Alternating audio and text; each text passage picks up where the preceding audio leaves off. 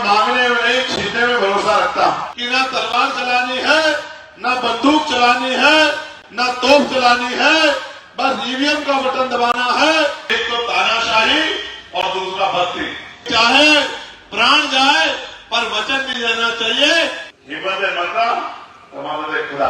स्थानीय युवा बेरोजगार हैं, ये जम्मू की नहीं पूरे देश की समस्या है, क्योंकि सरकारों ने जो रोजगार हैं उनको इतना कम कर दिया है कि पढ़े लिखे नौजवान बेरोजगार घूम रहे हैं। यहाँ प्रमोशन में रिजर्वेशन भी SC/ST के कर्मचारियों को नहीं दिया जाता। सरकारी भूमियों में ST के लोगों को भूमि का मालिक नहीं बनाया जाता। 370 हटने के बाद आम लोगों का रोजगार छीना जा रहा है कि 370 हटने के बाद परिवर्तन हुआ है या आपके साथ धोखा हुआ है?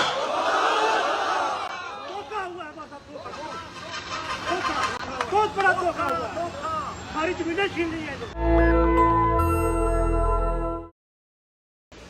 भाई जसविंदर में और उनके साथियों में वो क्षमता देखता हूं कि अगर वो मेहनत करेंगे तो अपनी बात को जसरोटा विधानसभा के घर घर तक आने वाले दिनों में पहुंचा देंगे, क्योंकि अकेला व्यक्ति राजनीति में और जब चुनाव हो तो कामयाब तब तक नहीं हो सकता जब तक उसके पीछे एक अच्छी टीम ना हो।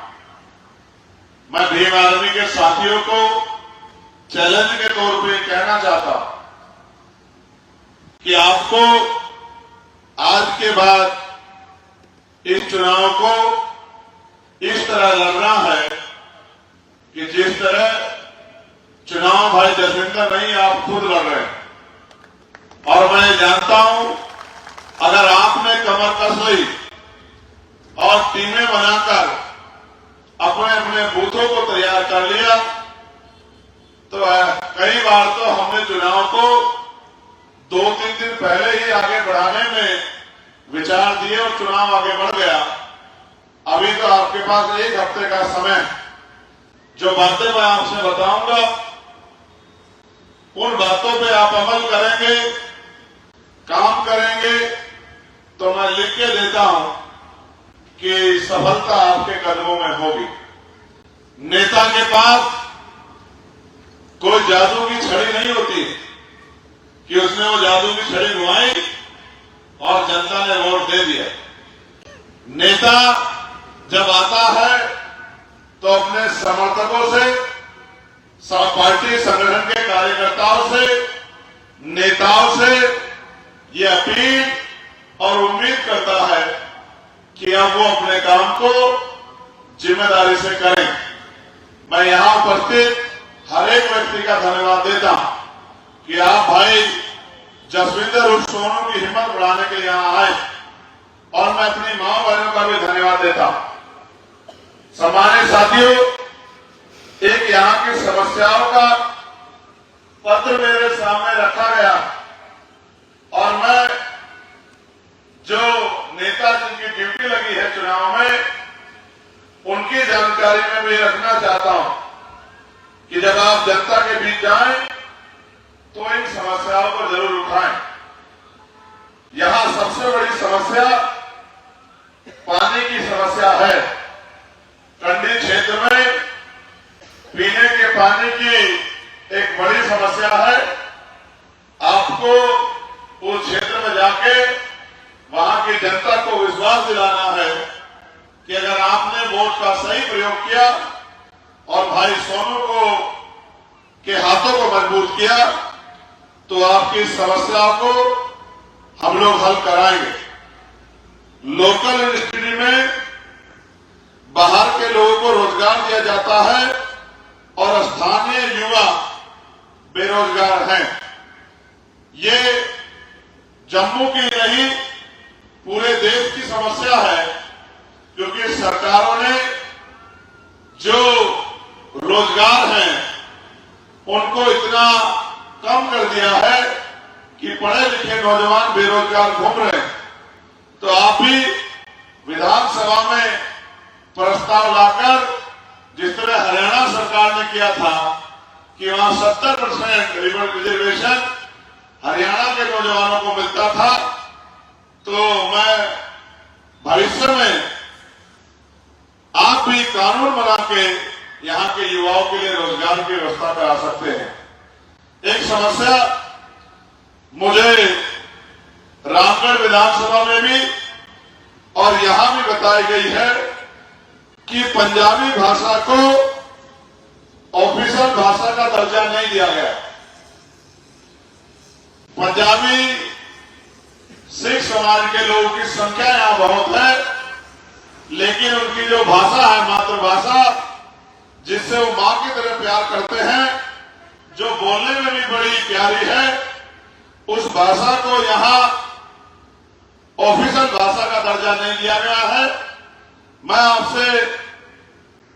आपको विश्वास दिलाता हूं कि इस बार जब सेशन चलेगा तो पार्लियामेंट में मैं इस बात को जोर शोर से उठाऊंगा कि जम्मू में पंजाबी भाषा को ऑफिशियल भाषा का दर्जा दिया जाए। यहां प्रमोशन में रिजर्वेशन भी SC ST के कर्मचारियों को नहीं दिया जाता। सरकारी भूमियों में ST के लोगों को भूमि का मालिक नहीं बनाया जाता। इनकी मांग है कि एक यूनिवर्सिटी कठुआ में बनाई जाए। 370 हटने के बाद आम लोगों का रोजगार छीना जा रहा है। हम तो वहां सुनते थे कि 370 हटने के बाद बहुत बड़ा परिवर्तन जम्मू और कश्मीर के लोगों की जिंदगी में हुआ। मैं इस सभा से पूछना चाहता हूं, क्या परिवर्तन हुआ है या आपके साथ धोखा हुआ है? अब बताइए। एक बार दोबारा पूछ रहा हूं, परिवर्तन हुआ है या आपके साथ धोखा हुआ है?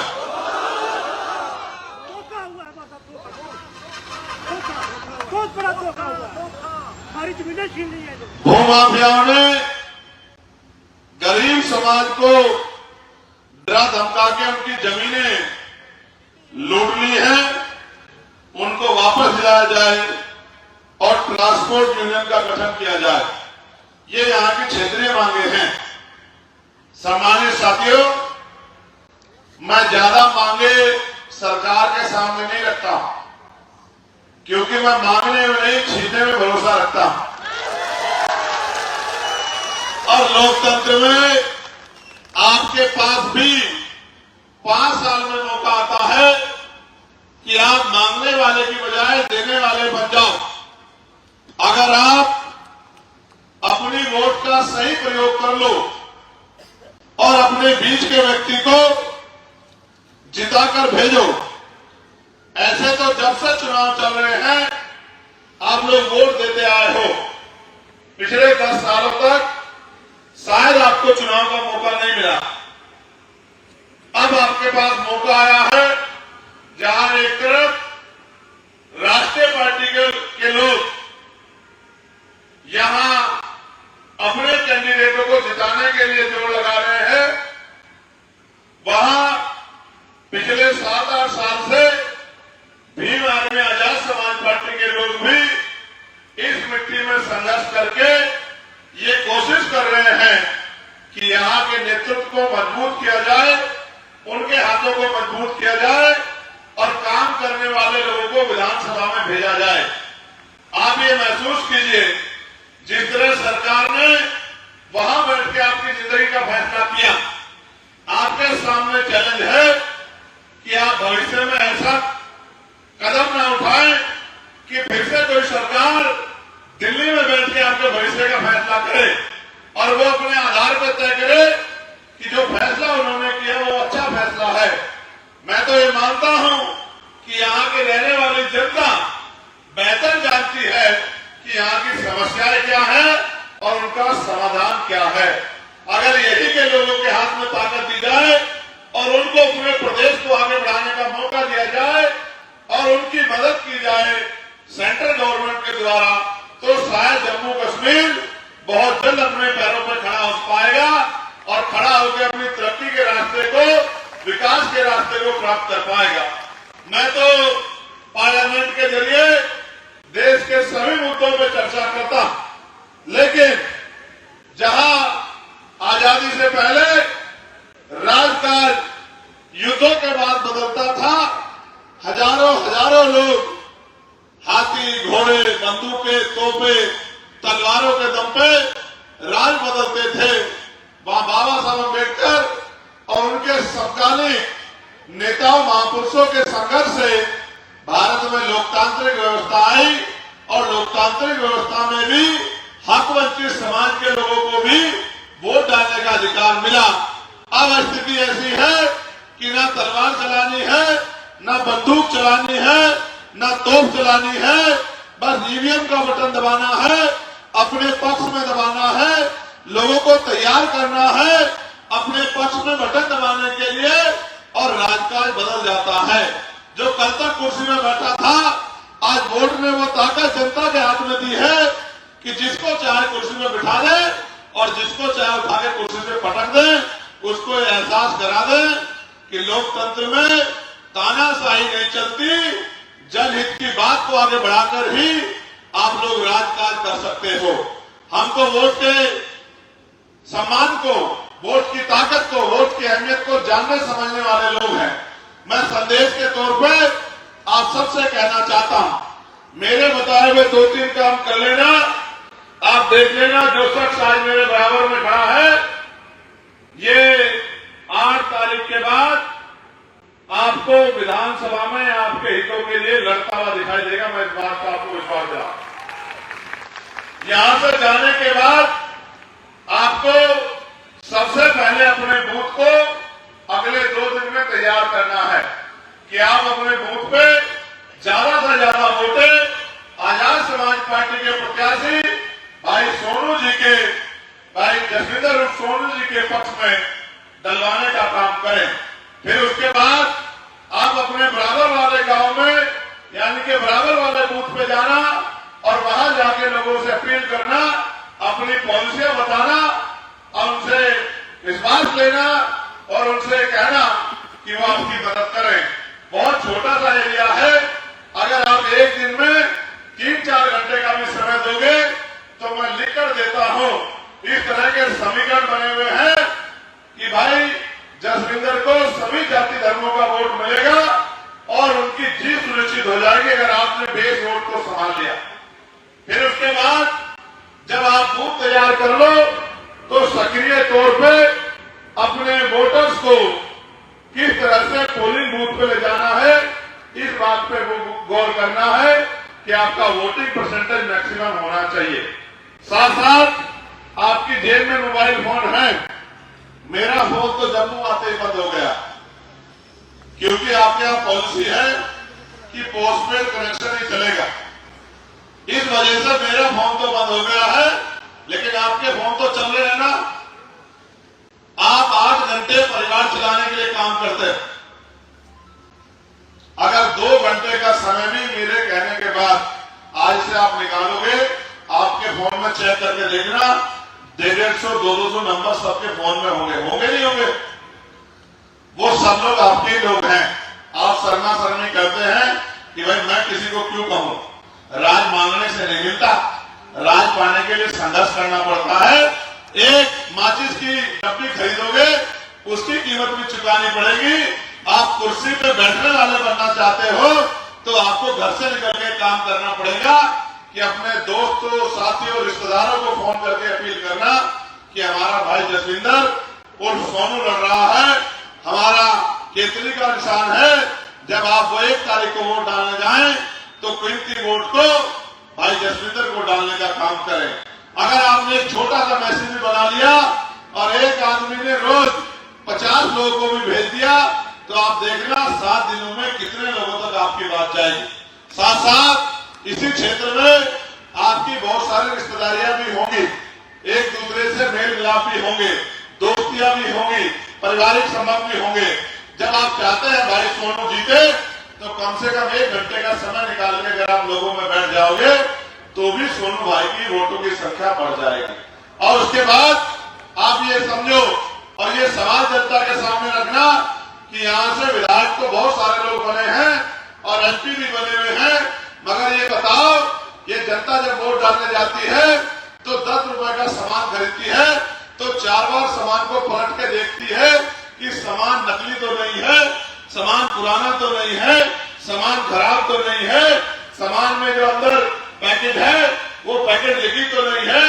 लेकिन जब करोड़ों रुपए से कीमती अपने 5 साल के भविष्य को तय करने के लिए वोट डालने के लिए जाते हैं तो एक बार भी नहीं देखते कि ये नेता आपकी मदद करेगा नहीं करेगा, आपकी बात सुनेगा नहीं सुनेगा, आपके दुख सुख में काम आएगा नहीं आएगा, आपके लिए संघर्ष करेगा नहीं करेगा, आपके क्षेत्र में समस्याओं के लिए लड़ेगा नहीं लड़ेगा।